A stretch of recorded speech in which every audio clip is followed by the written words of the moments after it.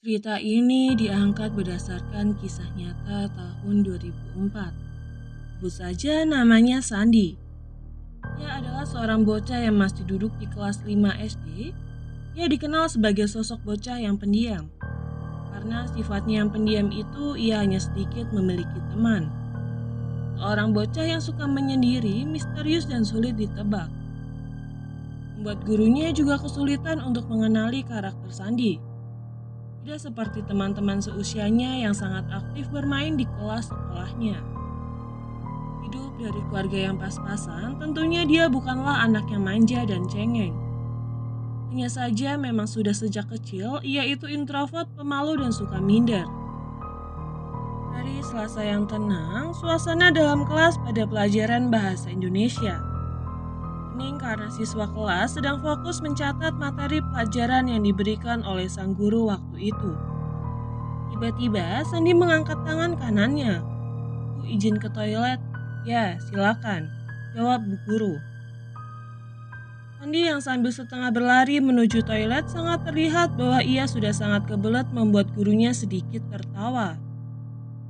Saat itu di waktu siang matahari pun begitu terasa sangat terik. Dalam kelas, suasana begitu ramai ributnya setelah selesai sesi mencatat. Mereka melupakan Sandi yang sudah lama di toilet tak kembali.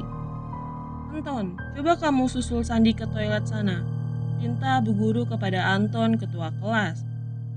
Selama waktu berselang, Anton kembali. "Sandinya nggak ada di toilet, Bu," ujar Anton. Sandi, mulai muncul ya sekarang," ujar bu guru sambil geleng-geleng kepala. Sang guru itu berpikir kalau Sandi mungkin ke kantin atau bahkan pulang duluan karena memang jam terakhir sebelum waktunya pulang. Waktu pulang pun tiba. Tidak ada seorang pun yang curiga tentang Sandi. Namun, bu guru menemukan dan melihat sepeda Sandi masih ada di parkiran sepeda samping kelas. Mulailah muncul pertanyaan kemana Sandi itu. Guru itu pun keliling mencari di toilet, semua penjuru sekolah ke kantin-kantin menanyakan penjual di kantin itu. Tapi tidak ada yang melihatnya. Ada salah satu orang melihat Sandi memang berjalan menuju toilet itu, setelah itu tidak tahu lagi. Perasaan panik tak terhindarkan. Semua guru-guru dan orang-orang di sekitar lokasi sekolah langsung mencari keberadaan Sandi. Salah satu guru mencoba datang ke rumahnya Sandi namun juga tidak ada. Justru membuat orang tuanya seketika panik dan cepat-cepat menuju sekolah. "Sandi, kamu di mana? Pulang, Nak," teriak ibu Sandi yang penuh rasa khawatir. Satu hal yang menjadi misteri yaitu karena sepedanya masih ada. Namun ada kemungkinan dia itu diculik. Berita kejadian ini begitu cepatnya tersebar di kampung membuat semua orang was-was jika memang Sandi hilang karena diculik oleh seseorang. 1 hari, 2 hari, 3 hari, sudah tak terasa waktu berlalu. Pihak keluarga sudah melaporkan ke kepolisian dan masih dalam penyelidikan.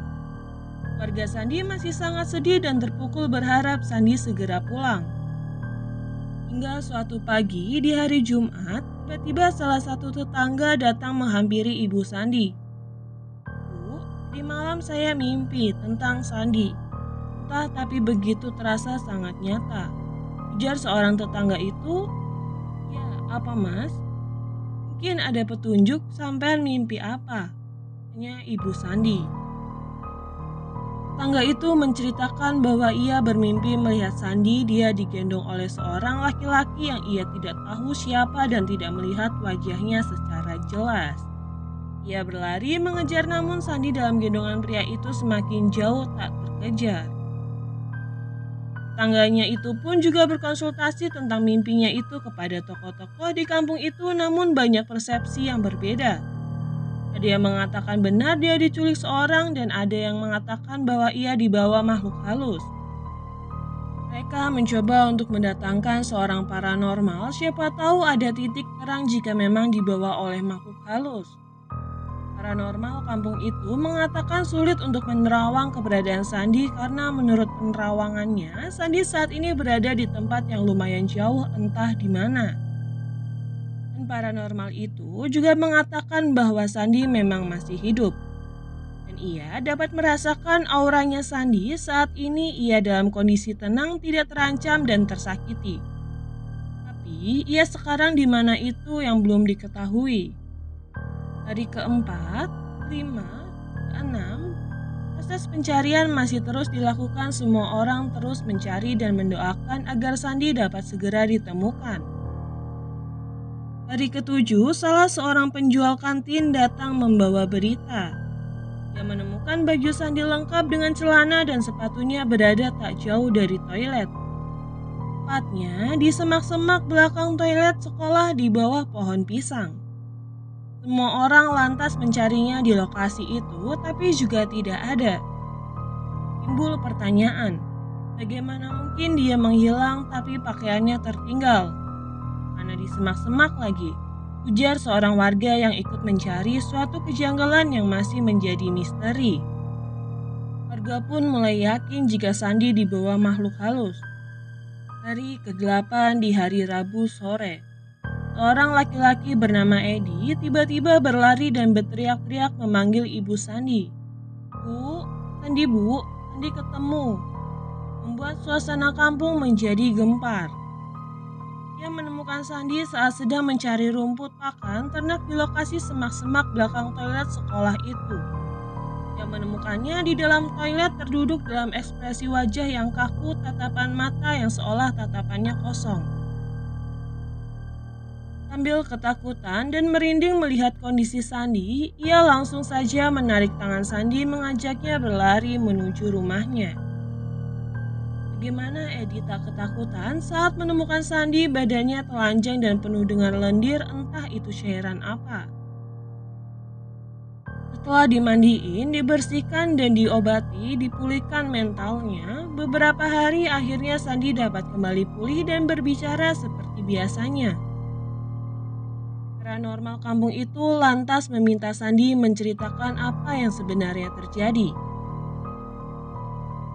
Ia masih ingat dari awal kejadian, ia berjalan menuju ke toilet dan selesai BAB ia akan kembali ke kelas, tapi ada sesuatu yang mengalihkan perhatiannya.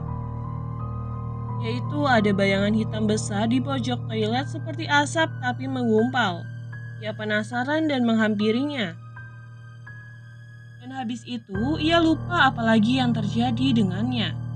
Ia ingat setelahnya itu tiba-tiba sesosok laki-laki di depannya. Ia sama sekali tidak mengenali laki-laki itu, tapi ia merasa seperti sudah akrab dengannya. Aku gak tahu dia itu siapa, tapi aku betul-betul bingung. Kenapa sama dia seolah aku lupa sama orang tua sama semuanya? Kata Sandi menceritakan kejadian itu. Ciri-ciri orangnya seperti apa? Paranormal itu. Ya, orangnya itu mukanya ramah. Aku digendong dibawa diajak ke kampungnya dia, jawab Sandi. Sesampainya di kampung itu, aku langsung diajak ke rumahnya. Di situ aku sangat dimanja. Mandi dimandiin, makan disuapin, sembuhnya lagi. Setiap hari aku diajak berkeliling kampung. Aku minta apa aja dituruti sama laki-laki itu. Dan dia menganggap aku sudah seperti anaknya sendiri. Lantas kenapa kamu bisa kembali? Tanya paranormal itu. Dia menanyaiku, apakah kamu mau tetap tinggal di sini? Aku akan merawatmu. Tapi aku menolak karena seketika aku ingat orang tuaku, jawab Sandi. Karena itulah aku diantarnya pulang. Tak lupa dia memandikan aku sebelum mengantarku pulang, imbuhnya lagi. Dan orang tua Sandi bertanya ke paranormal itu, sebenarnya apa yang terjadi sama anak saya, Mbah? Sang paranormal menjawab, baik, aku akan ceritakan, tapi sebelumnya ini aku berikan gelang, tolong dipakaikan, ini adalah penangkal setan. Dan sang paranormal pun memberitahu apa yang sebenarnya terjadi pada Sandi. Dan harus dirahasiakan, jangan sampai Sandi tahu karena akan membuatnya shock, trauma. Sandi itu diculik genderuwo. Jadi laki-laki yang membawanya itu genderuwo. Hanya saja Sandi kena pengaruh seperti hipnotis. Saya tahu Pada saat awal Sandi ditemukan, saya mandiin Sandi itu badannya penuh lendir. Itu adalah liurnya genderuwo. Karena saat Sandi mengatakan ia dimandiin laki-laki itu, sebenarnya itu adalah dijilati oleh genderuwo. Mendengar hal itu membuat orang tua Sandi menjadi sangat takut dan merinding. Sejak saat itu, sekolah membuat aturan. Murid harus ada yang menemani jika pergi ke toilet. Dan minta penjual di kantin turut menjaga karena lokasi kantin tak jauh dari toilet itu. Terakhir yang menjadi misteri, jika kalau dimandiin itu artinya dijilati genderuwo. Lalu, jika disuapi, makanan apa yang dimakan, tentu sang paranormal tidak akan menjelaskan hal itu ke orang tua Sandi.